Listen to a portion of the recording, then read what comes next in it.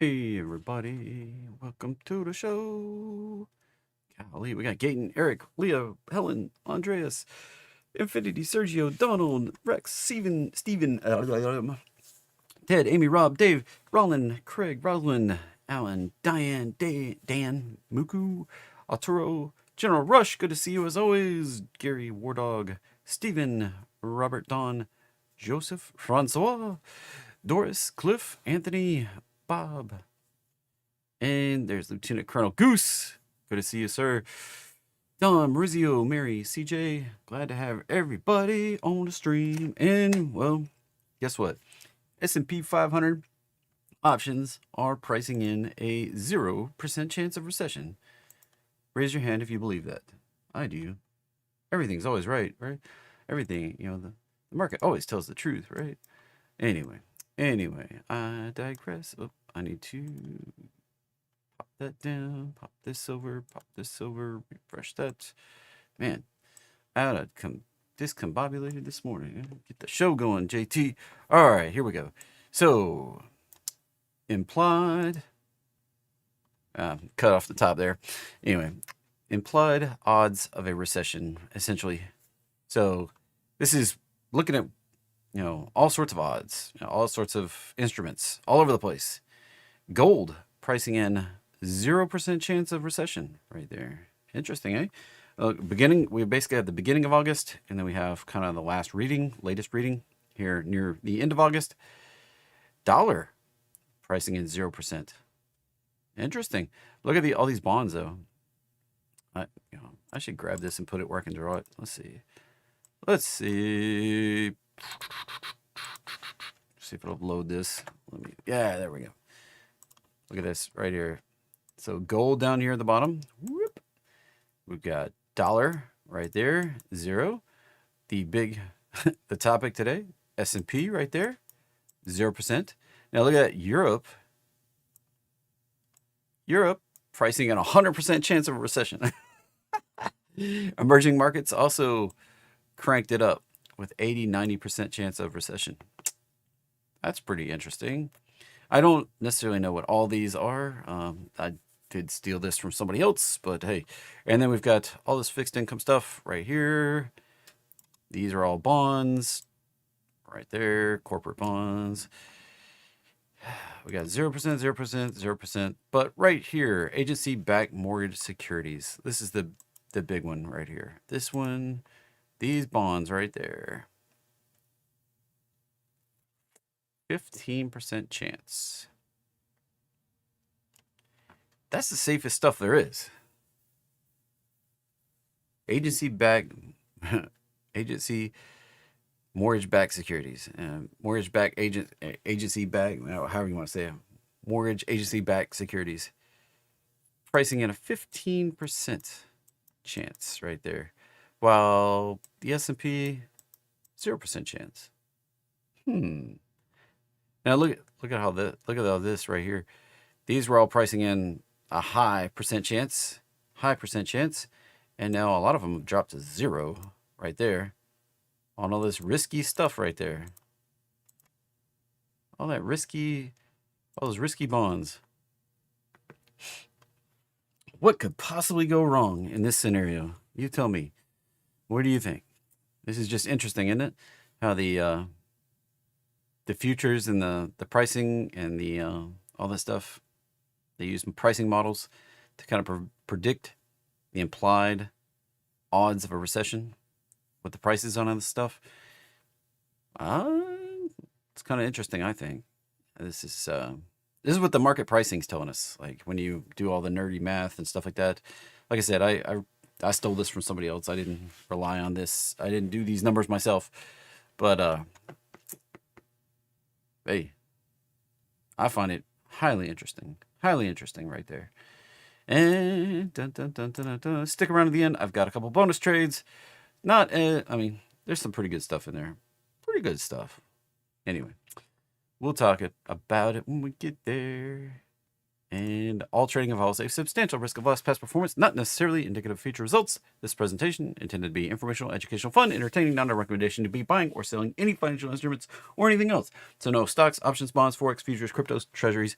Don't long them, don't short them, don't trade them. Don't buy stuff from gurus like me, unless you trust them. And understand that I'm not out here telling you what to do, how to do it. All right. If you desire personal financial advice, you need to hire and consult a financial advisor or somebody certified to tell you how to trade. All right. That's not what I'm doing. That's not who I am. It's not, I mean, some people are really upset about it, but that's not what I do. I share what I'm doing and get lucky a lot. You can kind of come along with me. We can talk, if you're paper trading and stuff, I can show you how to get some stuff done. But, if you're trading real money and you need somebody to tell you what to do, you got to hire a financial advisor.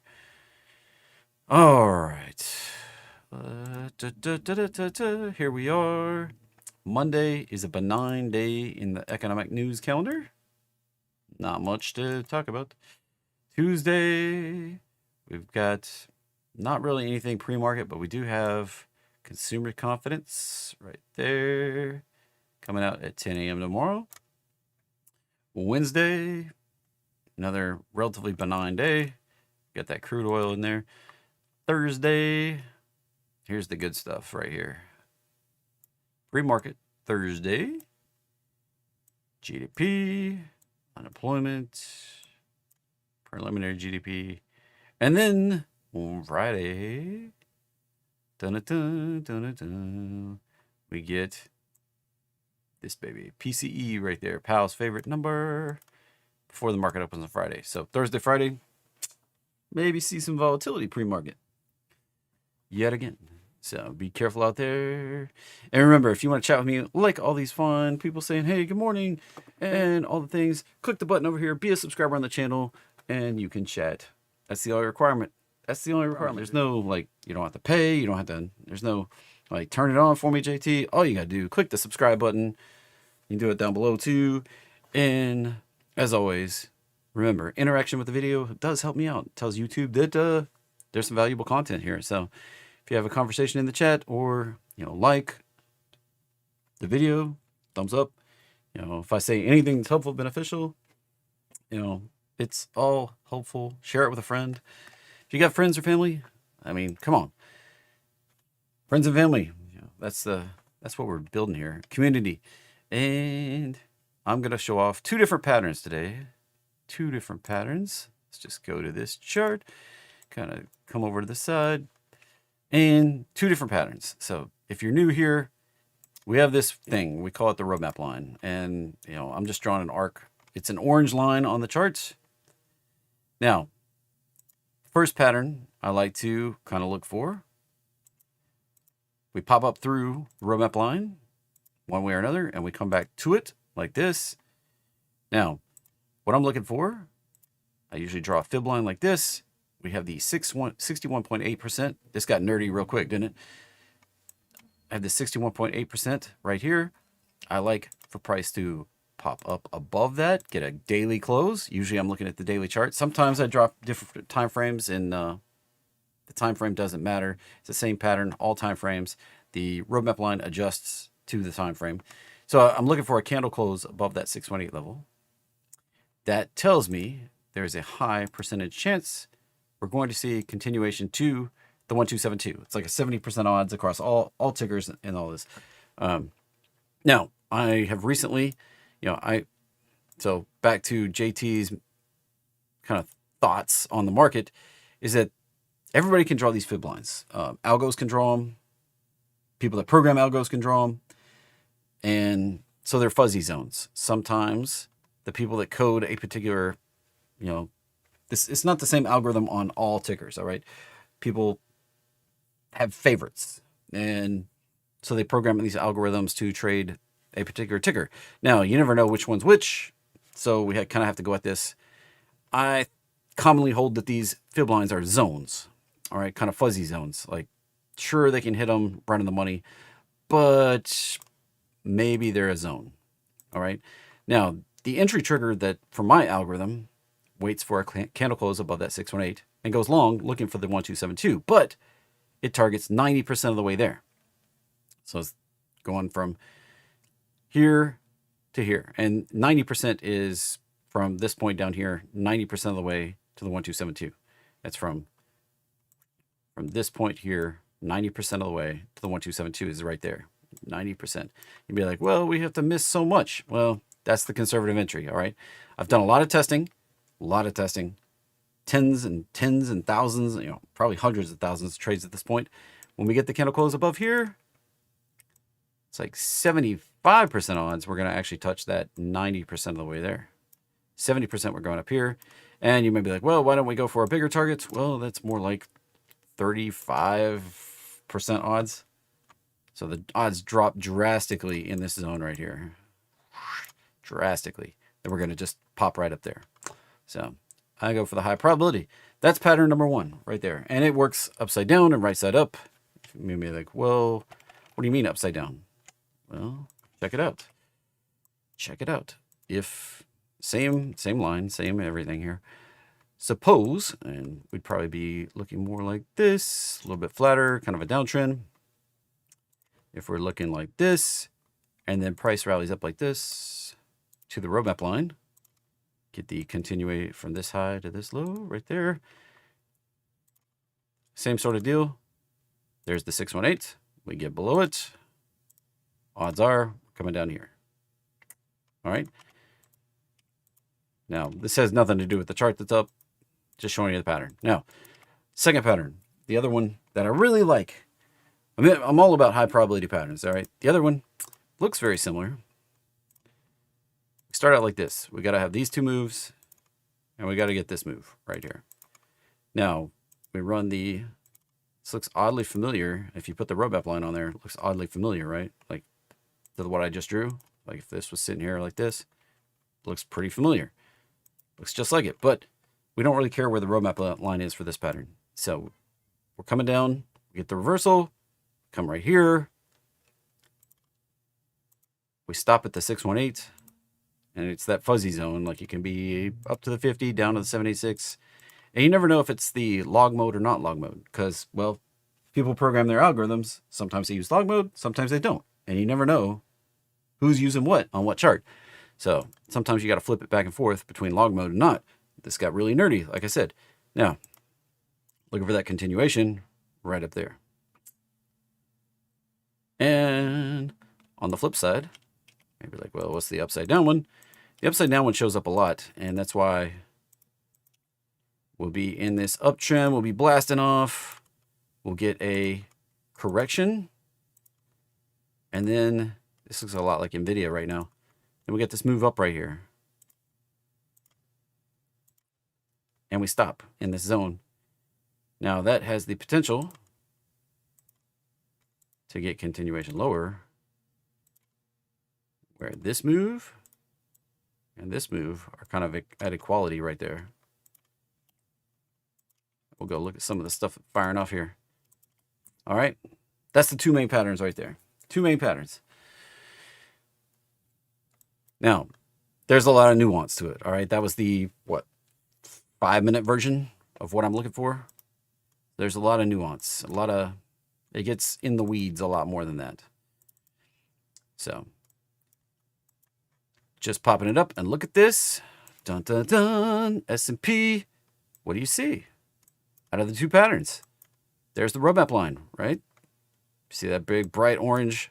And there it is. Right there. Price came down. It was going up. We broke through way back here, way back there. It doesn't matter how long.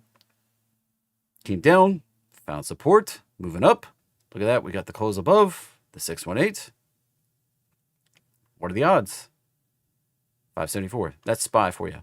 Now, looking at S&P, SPX, look, same exact pattern. Imagine that. SPY is a derivative of SPX. SPX is the cash index. And for those of you that wonder about the 24/7 market right here, 24/6 market, I guess. ES, that's the S&P 500 futures. Same exact freaking pattern. So I expect this to rally on up to 58.12. Possibly as high as 6,100 up there. We get the extensions. Now remember, starts dropping off drastically, then we're just going to pop right on up there when all time frames are considered. All right? Be careful. NQ, same exact pattern. Looking for that extension 21.5. Now, this one's still in the danger zone, kind of. Like, we're still in that. Remember, I drew that fuzzy zone between the two blue lines, right around the 618. We're still kind of in that danger zone. We did meet the minimum criteria. We closed above the 618. This could still be that measured bounce pattern. This is where that other pattern comes into play. If we ignore that, bounce it. Remember, rip it up, pull back, come up to that zone. We could. This is a possibility. We could see a big down. I like that.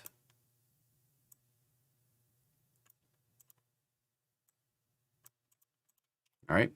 Be careful. This potential still exists out here in the market. All right. This is NQ. If you've never seen this before, the NASDAQ futures. NQ1 exclamation point on TradingView. Easy peasy lemon squeezy. How do they know what the S&P, the NASDAQ, the Russell, the Dow, what they're doing pre-market?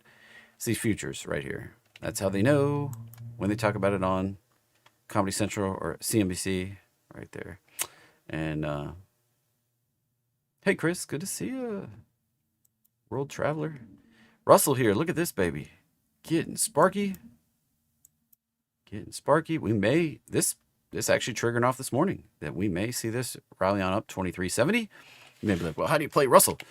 You could play it with IWM. You could play it with Ultra Leverage, Ultra Pro. Fired off right there. Alrighty. So S&P, I'll give you my bias at the end. Stick around after the bonus trades. But that's looking pretty spicy. Pretty spicy to the upside. And CL, man, talk about. So we've got this giant wedge thing cooking. And I think we got resistance right up here. Unless we can break out, it's kind of like an A, B, C, D, E. I don't even know. Maybe that's the A, B, C, D, E. If that was the E, watch out.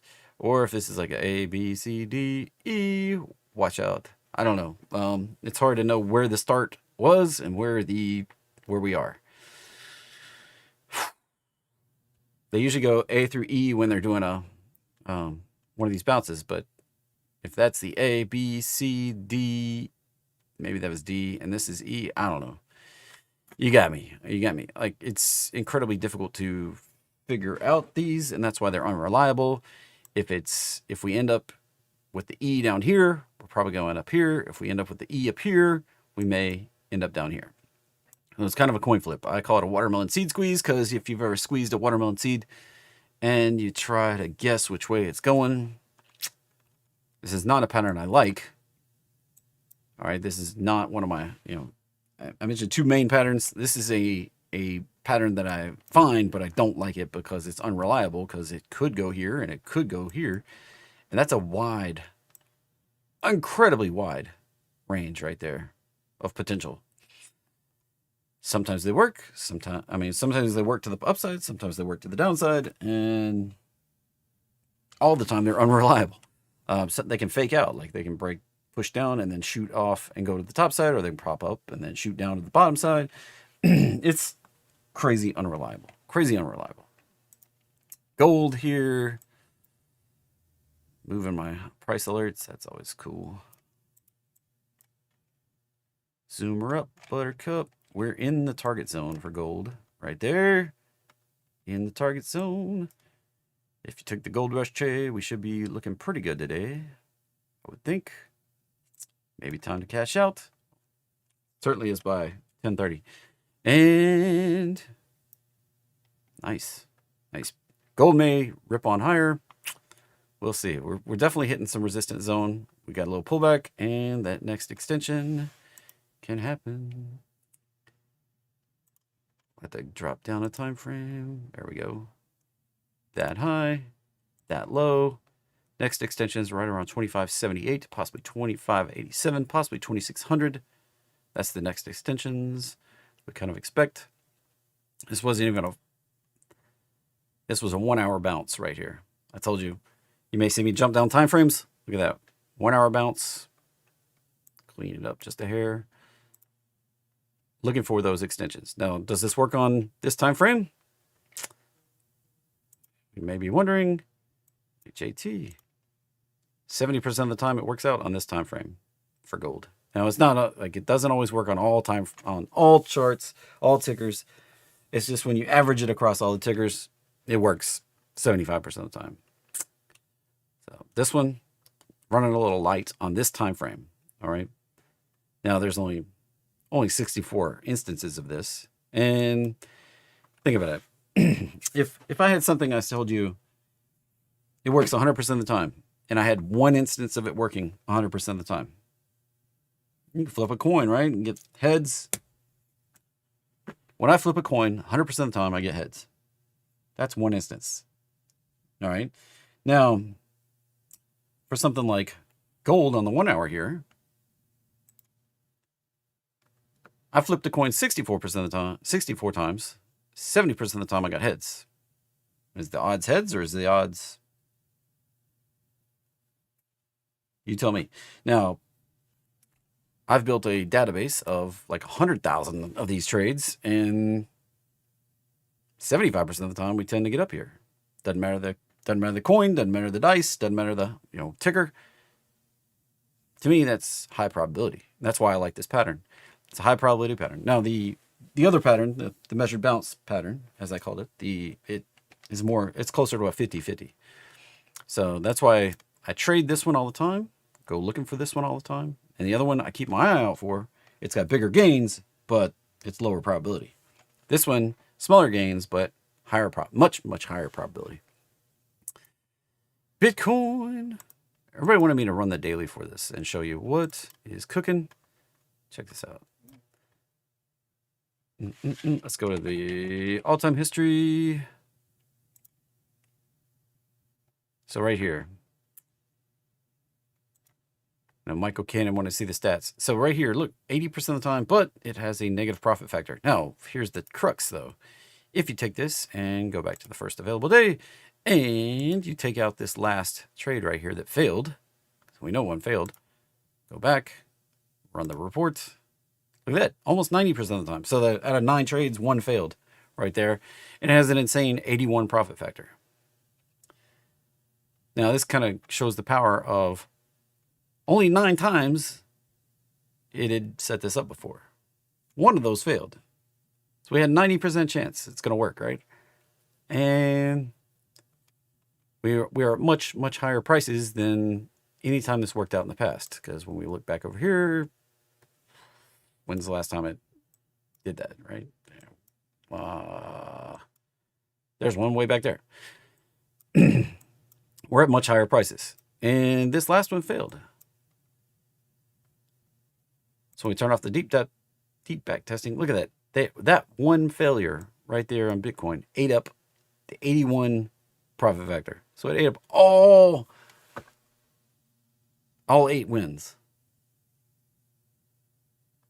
That one loss ate up all 8 wins. So you got to be careful on some of these. Like while the statistics do kind of help you, they aren't necessarily clear. So if you got something that used to trade at like $100, $1,000, and now it's trading at $63,000, you got to adjust your risk accordingly. All right. So this is the way these statistics work. It's all even. Like it buys 1 Bitcoin each time. So you can be like, well, that's not fair. Well, okay, that's not fair. Now, a Bitcoin cost $63,000, and it bought 1 and lost that much money and ate up all the wins. So you got to be careful on these statistics right here. It's not just a blanket. All right. A lot of people have trouble with those. So when you're trading high probability stuff, you got to be careful. Try to keep it apples to apples. All right, not apples to peaches or apples to the dairy section. when you're comparing statistics. Now, it did fire off. 80% of the time it has worked out. Could this one go ripping off and take back that loss? Entirely possible. Could put it back to the 81 profit factor. Slightly unlikely, but it could. So what are we looking at? Right here, we've got above that 618, the target on Bitcoin up here, right around 78,000. So if this works out, we're cruising right up here. We'll see. We're still running above the average for all tickers, the average being right around 75%. Still running above that, so we could take another loss. Ethereum working its way up to the roadmap line, still not the most bullish I've seen. Still could go lower down there. Dollar keeps flushing, baby, poking below that resistance, or that support, I guess you might call it at this point. And the next one down, this low from back here. Thank you for popping up alerts. This low from down here around July 23rd, 23, last summer. If we get below that, probably cruising on down to the mid-90s. And Japan stock market futures. You know, I started covering this a couple weeks ago when the carry trade kind of blew up, and that was the reason for everything messing up. This fired off, potentially going long. 67% of the time this one's worked out, so we're running below the average. This one could start outperforming. We could see this one make an outsized gain. And there you go. Probably going higher. Does have that resistance right up there from that prior swing high. And we may also go down to this area. All right, stuff we're gaining today in the U.S. markets. I like to look at the gainers, the losers. I make this list pre-market. I go pull everything moving about $2 up or down. If it's up, it's on the gainers list. If it's down $2 or more, on the decliners list. So gainers right here. And we usually a lot of times we'll find some opportunity, and the gainers tend to be gainers all day. And the decliners tend to be decliners all day. So FSLR needs to move above that 618 to get the extension 324. MRM, what the fudge? That looks like a crazy chart right there. I'm going to turn off that. That looks like a dumpster fire in the making. Just getting burned down. This crazy pop, and it's probably going to give it back. DPST is the regional banks. Potential for that to go up to 129, 137. GLPG. It's below the roadmap line. Did the retrace to it. Could get an extension lower. Down here around 23. Nail. Cruising up. Bounced right there. Target up here around 175, possibly 185, possibly 215 if we get the extension. Remember, lower probability the higher we climb on the fib ladder. Right there. Dun, dun, dun, dun. NUE, A Sledge, good to see you, sir. And dropped in here. Potential to reverse, but still below the roadmap line. We still have resistance coming up. Got below that. Got resistance. Resistance is something above price that keeps us from going higher. Resistance. And support is something below price that provides support, holds us up. So looking for that to break up and go higher, but lots of buts. That 618 is way up there above this consolidation. So and we have a gap down. Gaps tend to be resistance and support. Buyers and sellers get caught with their position underwater on a gap, and people are ready to just GTFO when we get back to the gap fill. So when we come back up there, I just want to get out. That'll sell. And that's why we tend to respect gaps on the upside.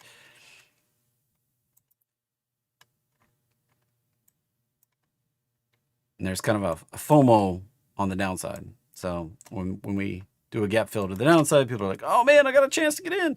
And they'll start buying. This looks like a little baby watermelon seed squeeze.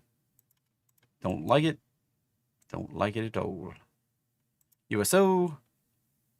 This is oil. So what I said about CL applies here.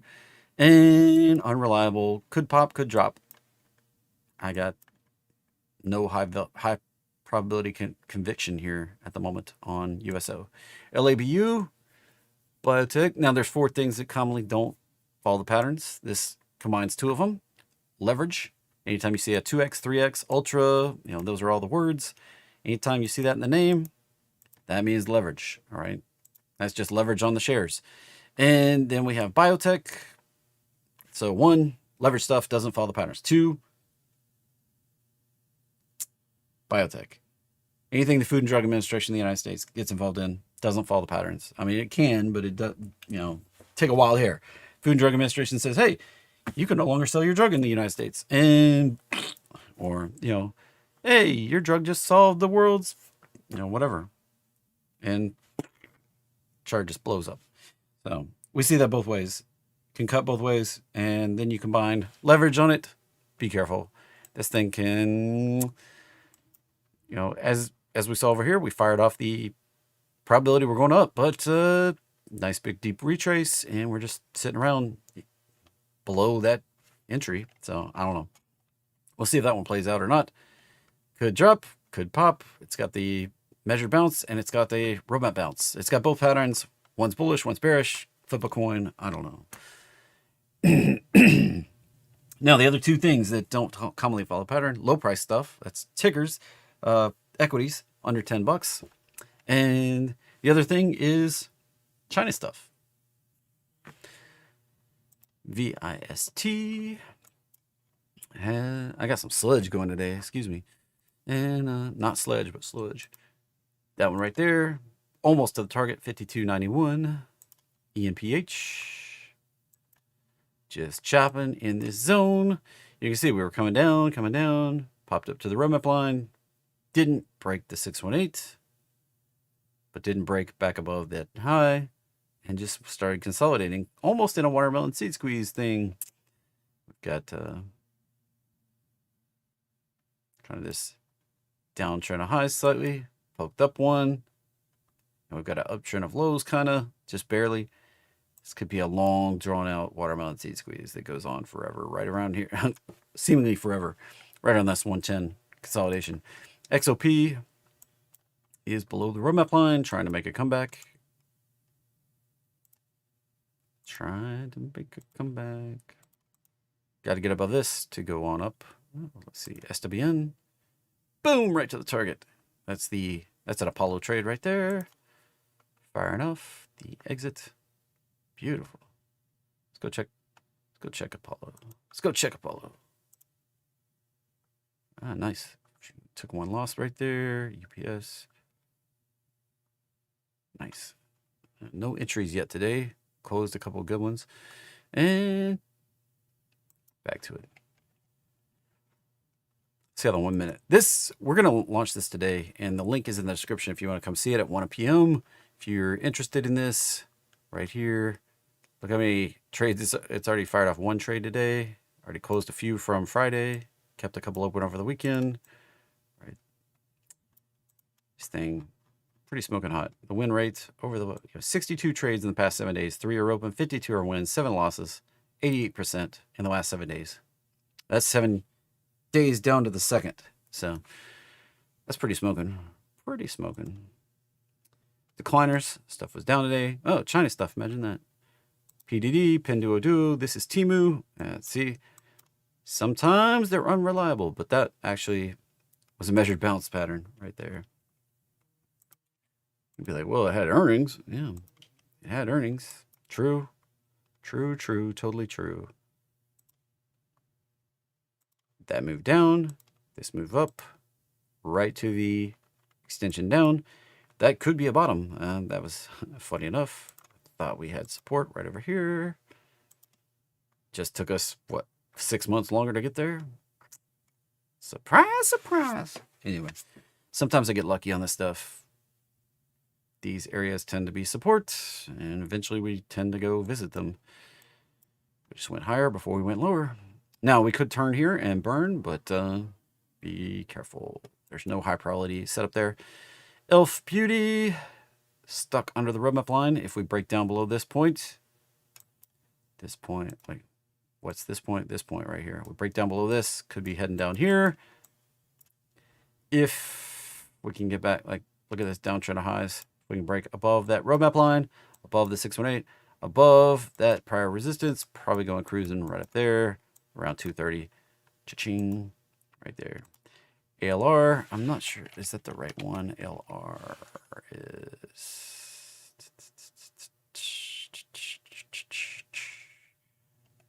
I wonder if I just mistyped it. Nope. Well, ALR was not whatever it was supposed to be.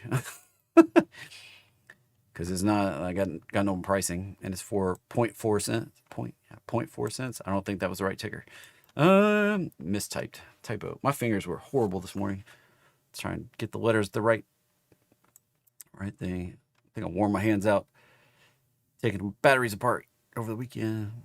Working on my home power backup. Toyota Motors. Potential big measured bounce. Got to break through the roadmap line. Potential is to go way up here if the measured bounce plays out. Right there. We are below the roadmap line and watch for extension lower. Baba is another China stuff. If we can get out of this funk, it's probably suffering on Temu. Now it's on horrible. You know, AliExpress and Temu kind of compete with each other a little bit. And Temu doing crap. Baba probably suffering, or, you know, in sympathy, dropping a little bit.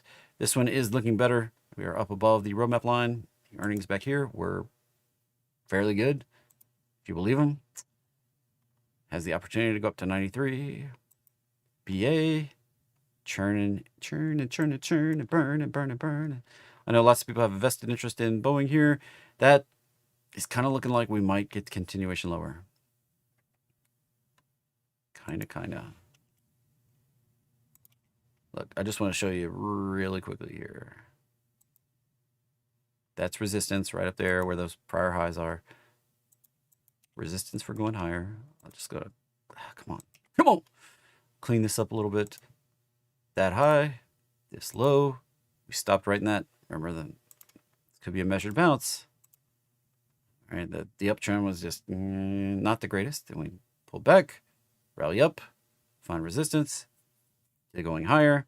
Continuation could be down here. We could actually poke below the zone that I was thinking. So if this plays out, we could see a move on down, possibly down to 148. That could be the final flush out there. YM. I don't even remember why I set that alert. So we're going higher on Dow. I don't usually watch Dow at all. So we're going to break out, go up to 42. MSTR is heavily influenced by Bitcoin. Bitcoin can turn it and burn it. This one will probably rock and roll.